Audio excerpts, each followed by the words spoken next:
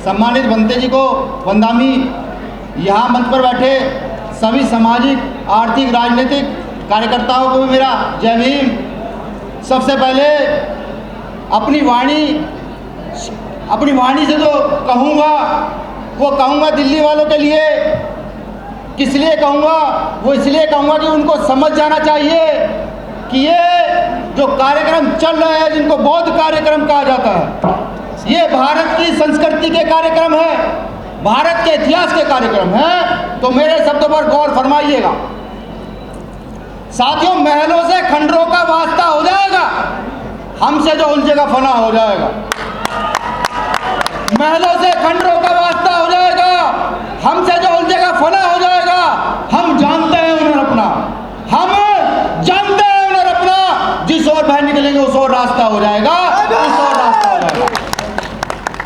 मैं श्रद्धा सुमन अर्पित करता हूं इस देश के महामानव जिन्होंने बहुजन आंदोलन को जोड़कर एक किया, जिन्होंने भारत के बहुजन महापुरुषों को एक किया।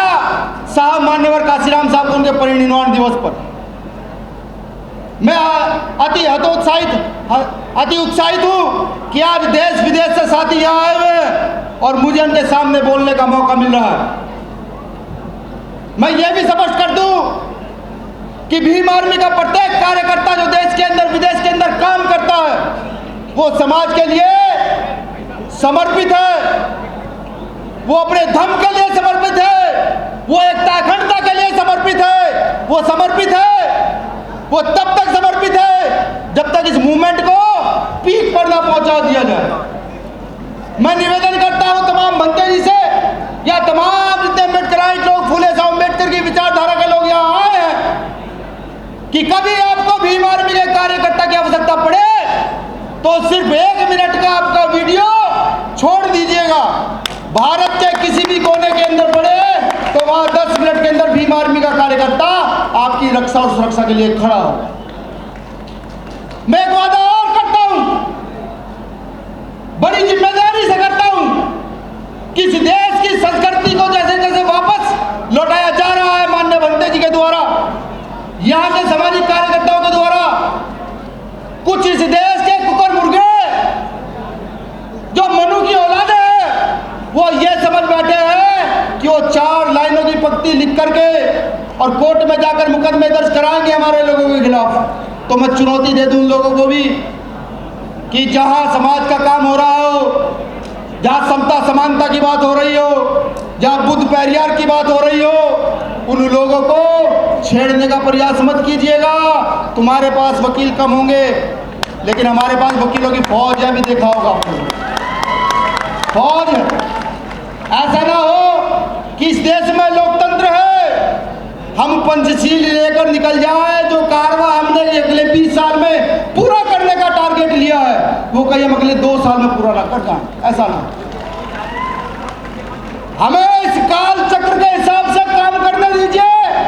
हमारे महापुरुषों ने बहुत शोषण चाहा, तुम्हारी गुलामी बहुत सही, लेकिन आज हमारे महापुरुषों को समझ आ गया है कि सम्राट अशोक कौन थे, राजा वैद्रथ कौन थे, ये अब हम लोगों को समझ आ चुका है। चिंता मत कीजिए, चिंता परेशान होने की जरूरत नहीं है। बहुत जल्द इस देश के अंदर सम्राट अशोक का राज स्थापित होने वाला है, ये मैं आपको दावे के साथ कहता हूँ। अभी बहुत सारी चिंताएं, जैसे ईवीएम की चिंता हमारे माननीय एडवोकेट साहब ने रखी, बहुत सारी चिंताएं नीचे से ऊपर तक रखी गई। तो मैं ये कहता हूँ कि हम भी पढ़े लिखे लोग हैं, हमें भी डॉक्टर वकील हैं। हमारे यहाँ के यूपी के प्रदेश अध्यक्ष जो है doctor Kuldeep Bhargav PhD gold medalist है, हमारी पूरी टीम एजुकेटेड लोगों की टीम है। लेकिन झुकने की आदत नहीं है। जब आपको लगे कि आज भीम आर्मी के आंदोलन की जरूरत है, अब इस देश को बंद करने की जरूरत है, जब आपको लगे कि नहीं अब बड़े बड़े घरों में बैठकर हम लोगों को न्याय नहीं मिल रहा है, तो साहब भीम आर्मी को आदेश कर दीजिएगा। पूरे संवैधानिक दायरे में आर्टिकल 19 का प्रयोग करते हुए इस देश को भी बंद करेंगे और गली चौक चौराहों पर खड़े होकर चिल्लाएंगे कि अब इस देश को भी की आवश्यकता नहीं है। ये भी वादा करते हैं। आप लोगों ने मुझे सुना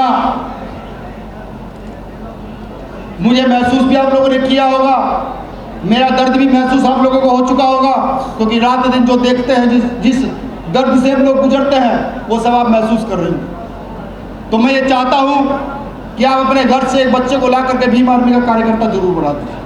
ये आज के लिए सही होना हो, लेकिन अगले आने वाले 10 और 20 साल के लिए ये बिल्कुल सही होगा, क्योंकि ये तय हो चुका है, दिल्ली की घटना से तय हो चुका है कि जब जब आप भारत की संस्कृति बौद्ध धर्म की ओर अग्रसर होंगे तो आपके खिलाफ ना जाने तरह तरह के षड्यंत्र यहाँ की सरकारें करेंगी। ये तय हो चुका है। उस समय आपको भीम आर्मी का कार्यकर्ता आपकी ढाल बनकर आपके सामने खड़ा होगा। चंद लाइनों से अपनी बात खत्म कर दूंगा। लाइनें बहुत पुरानी है, जो लोग मुझे सुनते हैं उनको पता भी होगा भाई ये व्यक्ति हर बार इस लाइन को कहता है, लेकिन इस समाज को जिसको शोषित वंचित कहा गया है, जिसको 90% बाबू जगदेव प्रसाद कुशवाहा ने बताया था, जिसको बाबा साहब माफी चाहूंगा, जिसको मान्यवर काशीराम साहब ने 85% कहा था, ये उस पर लागू होता है। क्योंकि धर्म को भी स्थापित करने के लिए एक ताकत की आवश्यकता होती है। वो ताकत लोकतंत्र के अंदर निहित बाबा साहब अम्बेडकर करके गए। उसी ताकत के लिए 2 लाइन है। साथियों, बुलबुल के पंजों में कभी बाज नहीं होते। बुलबुल वो 15% मनवादी व्यवस्था के लोग जो आज हमें मूर्ति पूजा से लेकर आडंबर षड्यंत्र सब कुछ सिखाते हैं, वो लोग। और बाज ये जो आवाम सामने बैठी हुई, जो सब लोग यहाँ बैठे हुए हैं, जो बार बार एक ही बात कहते हैं कि मानव मानव एक समान। बुलबुल के पंजों में कभी बाज नहीं होते, बुज़दिलों के हाथों में कभी राज नहीं होते। बुलबुल के पंजों में कभी बाज नहीं होते, बुज़दिलों के हाथों में कभी राज नहीं होते। जिस कौम को पड़ती है सर झुका के चलने की आदत, उस कौम के सरों पे कभी ताज नहीं होते, ताज नहीं होते, ताज नहीं होते। शुक्रिया। जय भीम, जय भीम।